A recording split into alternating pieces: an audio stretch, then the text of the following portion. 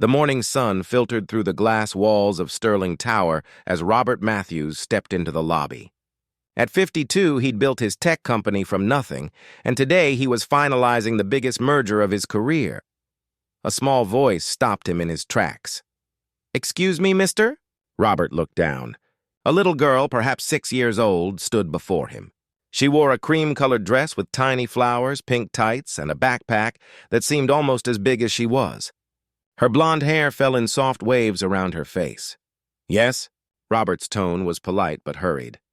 He had 15 minutes before his meeting. The girl held up a worn leather journal, its pages yellowed with time. Her small hands trembled slightly as she offered it to him. "Can you read this for me? It's important." Robert glanced at his watch. The boardroom waited. 20 executives, lawyers, millions of dollars hanging in the balance. But something in the child's eyes made him pause. They weren't playful or mischievous. They were serious. Searching. He knelt down, his expensive suit creasing against the marble floor. "Where are your parents, sweetheart?" "My daddy's working upstairs. He cleans offices at night, but today they asked him to come early. He said I could wait in the lobby." She pushed the journal closer. "Please. My teacher says I'm getting better at reading, but these words are too hard." Robert took the journal carefully. The leather was soft, well-loved.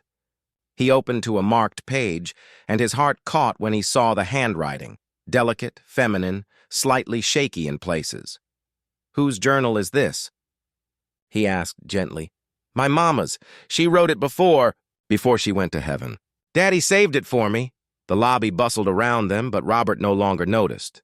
He settled more comfortably on the floor, and the little girl sat beside him, looking up expectantly. He began to read aloud. "My dearest Emma." "Your name is Emma?" The girl nodded, a small smile appearing. Robert continued. "My dearest Emma, if you're reading this, it means I couldn't stay as long as I wanted. I'm so sorry, sweetheart.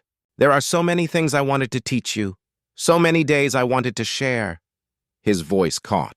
He cleared his throat and went on.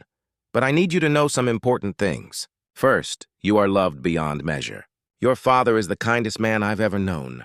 He works hard and sometimes he'll be tired, but everything he does is for you." Emma leaned against Robert's arm, listening intently. "Second, be kind to everyone you meet. You never know what battles they're fighting. Some people might seem mean or cold, but often they're just hurting inside. A smile, a kind word, a moment of your time. These things matter more than you can imagine." Robert's hand holding the journal began to shake. When had he last given someone a moment of his time? Really given it, not just spared it? Third, life will try to make you hurry.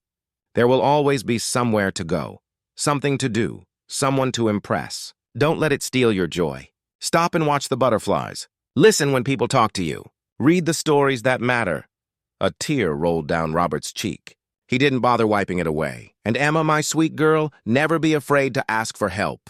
The world is full of good people waiting to show kindness. Give them that chance. Let them be the hands and heart I can no longer be for you." The girl was crying now, too, silent tears on her small face. Robert closed the journal carefully and pulled a handkerchief from his pocket, gently dabbing her cheeks. "Your mama was very wise," he said softly. "Daddy says she was the best person he ever knew. He says I have her smile." Emma looked up at him. "Do you have children, mister?" Robert thought of his daughter, Sarah. 28 now, living across the country. They talked maybe once a month. He'd missed her dance recitals, her graduations, her wedding. Always another meeting, another deal, another $1 million that seemed more important at the time. "I have a daughter," he said quietly. "I wasn't there for her the way I should have been." "My teacher says it's never too late to say sorry," Emma offered, with the simple certainty of childhood. Robert's phone buzzed. The meeting. He looked at the notification, then at the little girl beside him. For 20 years, he'd been running, building, achieving. Somewhere along the way, he'd forgotten why. He stood slowly and extended his hand to Emma. "Come on. Let's find your dad, but don't you have to go? You look like you have somewhere important to be." Robert smiled, really smiled. for the first time in longer than he could remember. I do have somewhere important to be. Right here. They found Emma's father on the third floor, quietly emptying trash bins. His name was Michael, and when Robert approached, worry flashed across his face. I'm so sorry, sir. Emma, I told you to stay in the lobby. Please, Robert interrupted gently. Don't apologize. Your daughter just taught me something very valuable. He looked at Michael, really looked at him. Tired eyes, worn shoes, but clean clothes and calloused hands that spoke of honest work.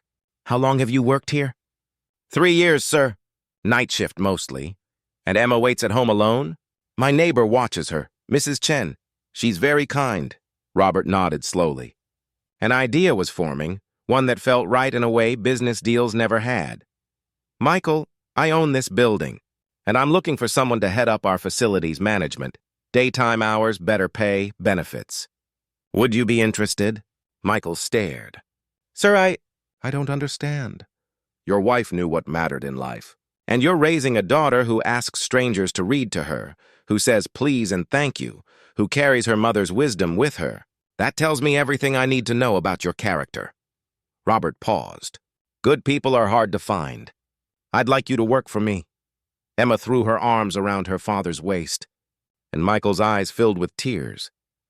I don't know what to say. Sir, say you'll start Monday. As Robert made his way back to the elevator, his phone rang. His assistant, Robert, the board is waiting. Where are you? Tell them I need to reschedule. Something important came up, but the merger will still be there tomorrow. Right now, I need to call my daughter. That evening, Robert sat in his apartment, the one he decorated with expensive furniture he never really looked at, and dialed Sarah's number. Dad? Her voice was surprised. Is everything okay? I met someone today who reminded me what I've been missing, he said quietly. And I wanted to tell you that I'm sorry. For all the times I wasn't there, for choosing work over you, for making you feel like you weren't important enough. There was silence. Then his daughter's voice, thick with emotion. Dad, I've waited so long to hear you say that. They talked for 2 hours. Really talked.